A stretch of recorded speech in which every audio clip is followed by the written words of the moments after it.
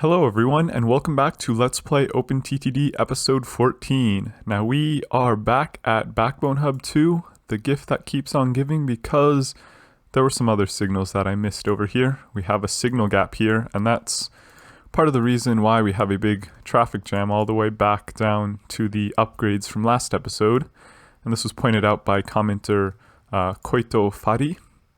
So I'll also take this opportunity to realign these tracks a bit. Make that a little neater. And there we go. So for this episode, we are going to sort of be continuing with the last episode. We have a lot of small tasks around the network, things to clean up, and I think we'll start out up at the factory goods pickup. All these trains are backed up because essentially these two tracks are merging into one. So that is no good. So today we are going with the post commentary, so this is being played back at 2 times speed.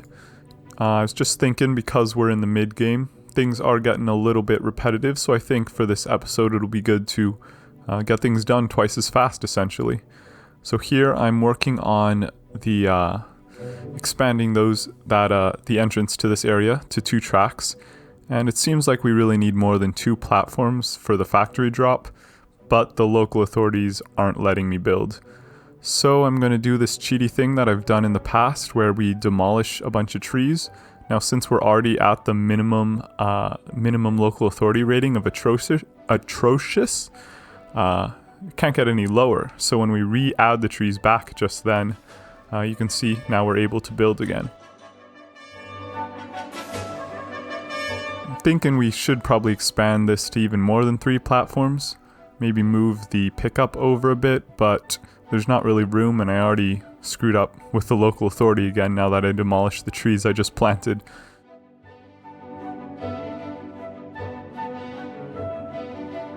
The way I normally double up lines, it's easiest to start from the end and work your way backwards so that you don't have to deal with trains merging.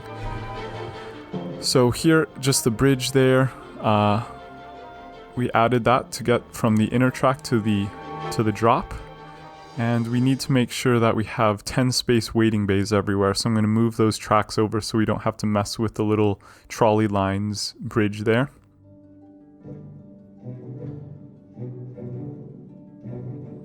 And then the rest of this is sort of just connecting everything up. Nothing too fancy.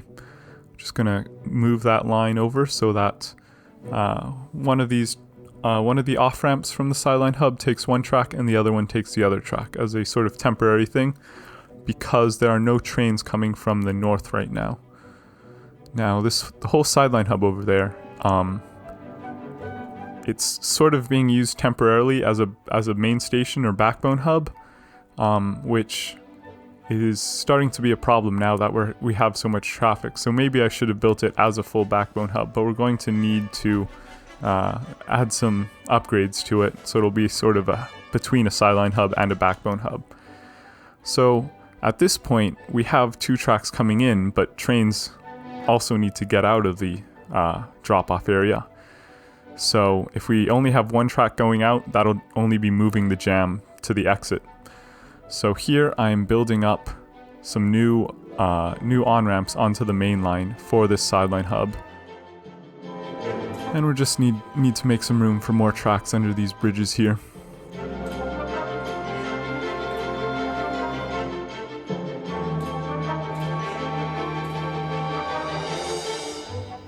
Now it's a little bit awkward connecting everything up since I never really intended for the Sideline hub to be this big or have this extra line here. It's a little bit awkward fitting things in. I'm trying to keep a curve length of 3.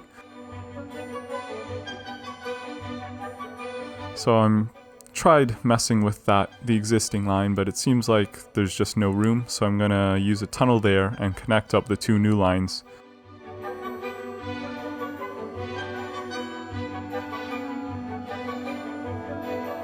And then at this point, it's pretty much set here. The one problem is counting the waiting bay lengths here.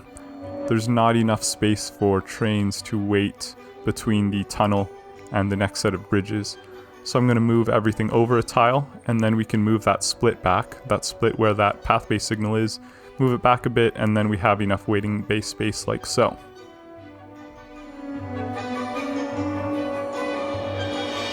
And then the rest, we just need to work our way backwards and connect that up to the station. So here it seems like there are a lot more trains that are coming from the drop-off rather than the pickup. So I'm going to let the drop-off tracks have their choice between the two output tracks. And the pickup trains are only going to take the right track. So it's a little bit uneven or asymmetrical, but for now that'll be fine.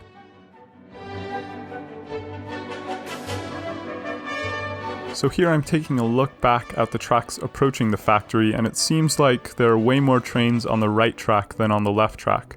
So what I'm going to do is add a pathfinder trap right here, and that'll make trains think they can reach the right track from the left track, and that'll make the two tracks equally desirable. So if I pause it here, you can see the way you set this up with, once you have a two-way EOL set to true from the console, you just need a two-way block signal there, and that will make trains think they can go to the right, but once they reach that extra little track there, that signal will turn red and prevent trains from merging over. So I don't know if that was really necessary, but it can't really hurt, and it might even things out. Might do nothing, but you know, can't really tell. So now that we got the network flowing again, or it should be flowing anyway, I'm going to start adding trains back, and we can see some of these stations have a lot of waiting cargo. That livestock pickup had 2,000 units waiting. So I'm just going through the list of stations sorted by most waiting cargo and adding trains based on that. Now it might be kind of a bad idea to add trains when there's still jams on the network, since some of the trains that serve those stations might be stuck in the jam, so when they're free they might back up at the stations once the flow is good again. But we'll see. Alright, here's a quick check-in. We can see down here the jam has cleared up due to fixing those missing signals at Backbone Hub 2. And up at the factory, it looks like the jam has cleared as well. Let's check on how the train replacement from last episode is going. We just have 54 engines left, so almost there. And we just passed over the 300 train mark as I was adding those trains to existing stations. Anyway, Backbone Hub 1 is getting some good traffic now. Looks like this track backed up a little bit. So it seems there's just not enough room over here. So we might need to start adding a third track over here. But I'm going to hold off on that. Let's get some traffic going through Backbone Hub 2, since right now all that's over here is this one oil well. Got some of these industries, probably hook up these iron ore mines if they're still around, since we could hook it up to this sideline, but it'll be better this way since that'll be going towards the steel mill. So that'll be a little more efficient that way. And a lot of untapped industries over here to get to.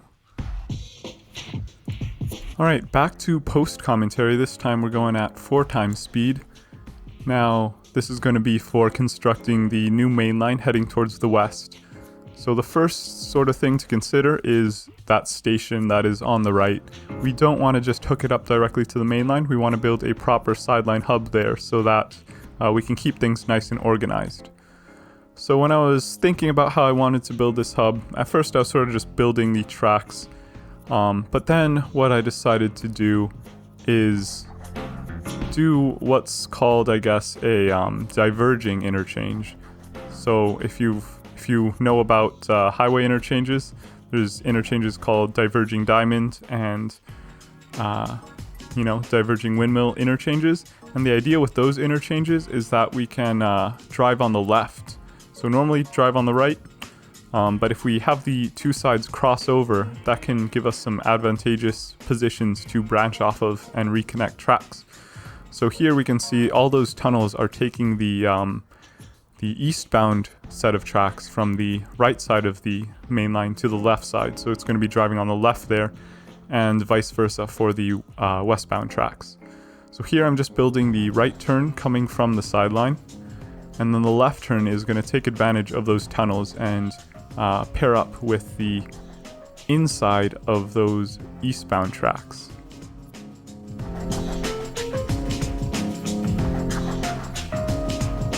Now here I'm building the exit for the eastbound line towards the sideline. So normally we'd have to build that exit to cross over both sets of mainline tracks, but since we're already on the left side, it's a little bit easier to get over there. Now, once we have that split set up, after the split we can merge back the track coming from the left going over the tunnels, which is the on-ramp from the sideline. So we want to make sure to always do our splits before merges, because if you merge before you split, it's basically just creating a bottleneck, and that's going to create traffic problems. So here we are just building some bridges to get those two tracks connected up and realigning everything over there.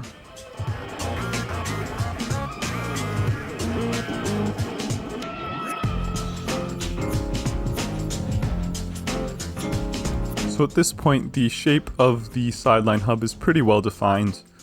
The last big thing to do is get the westbound tracks over the eastbound tracks on the right side of this hub. So here I'm just building some priorities and counting the waiting bays for that on-ramp onto the main line.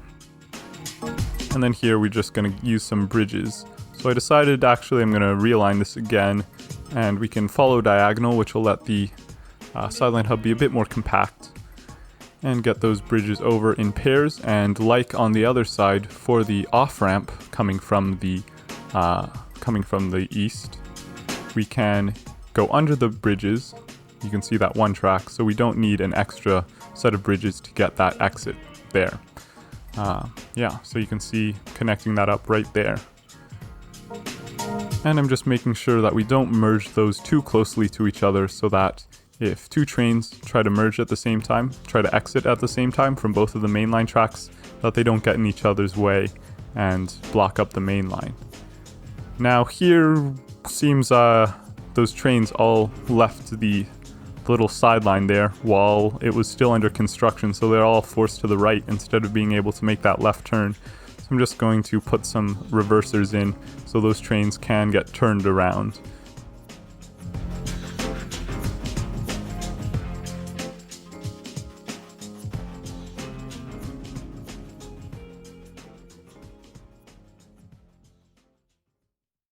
And here we are, 5 sideline hubs.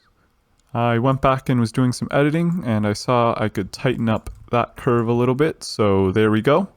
And now it is perfect. We'll never have to fix anything here. Maybe. But I did take a look at the rest of our network, and it's completely jammed. So, a few things happened. It seems down here, the steel mill, or the steel pickup, has filled up with trains, so they're blocking the iron ore trains, so that's permanently deadlocked. And up over here, turns out we did add too many grain trains in this, at least this one station. It's completely backed up and blocked sideline hub 2, which is a bad one to block since it's flat, and the whole network's jammed up. Happens very quickly. Let's see our operating profit crashing. How are we going to fix this? Just need some overflows. Probably should have built them in the first place, but if we build them now, shouldn't be too bad. So we can fit one in here. We'll just do very simple, kind of temporary design, where we just have a reverser and a depot and exit signal there. And we can do the steel pickup as well. Don't really have a lot of room here, but we can use some tunnels, I think. So if we put the depot there, we need 10 tiles out to there. Let's see.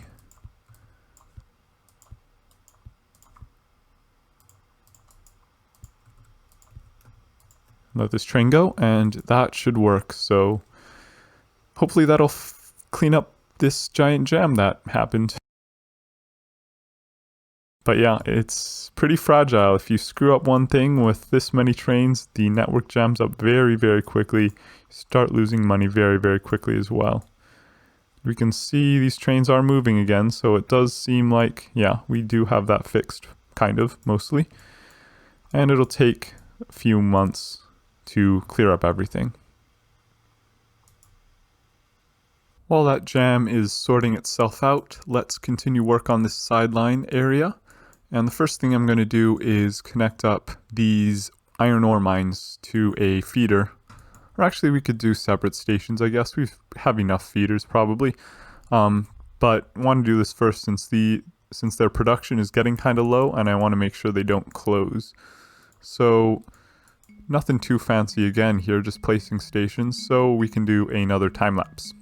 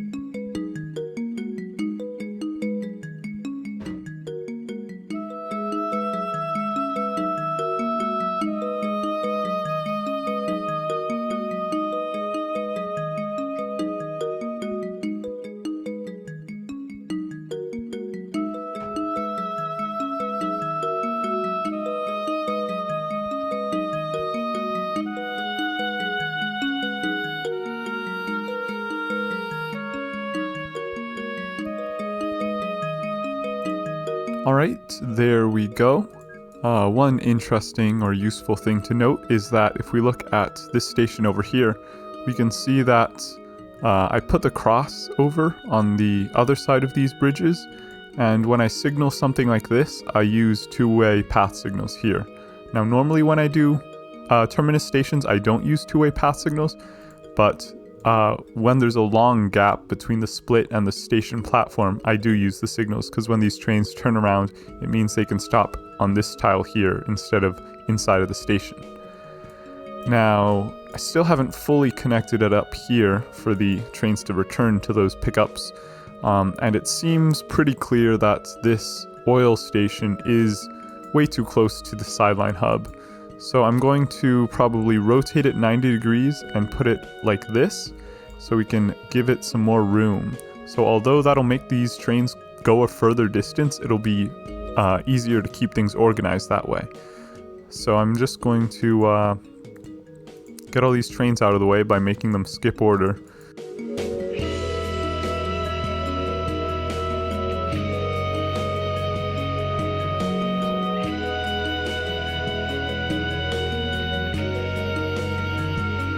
Alright, there we go. They are all out of the way, so we'll just demolish the old station and put in a new one in a more nicer place. So we could probably put it in like that, and that does cover the oil.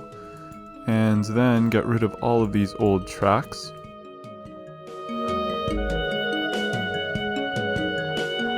I guess we'll put the cross here farther away. I don't like to put the cross right next to the station because the trains slow down as they enter the platforms, so they'll block the cross when they're entering. So I like to keep them further away rather than closer. So I'll put it all the way back there and we can use the two-way path signals.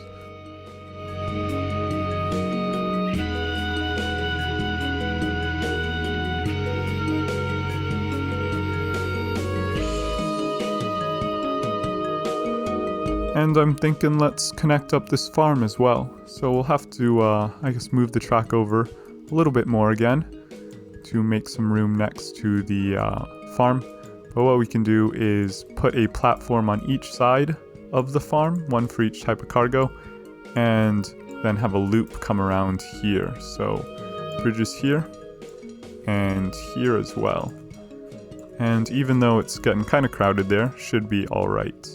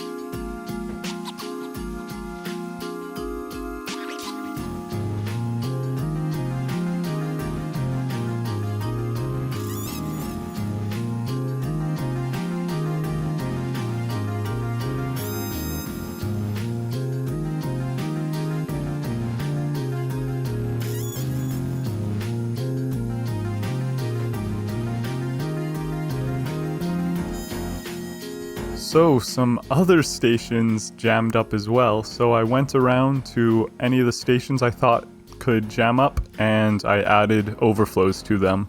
So if we look at our operating profit, it went all the way down to 0 almost for one pair of months. So yeah, that was not so good, but it should be okay for now.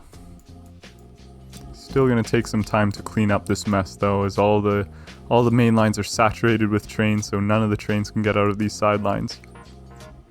And that includes the new stations over here. I added overflows to all of them.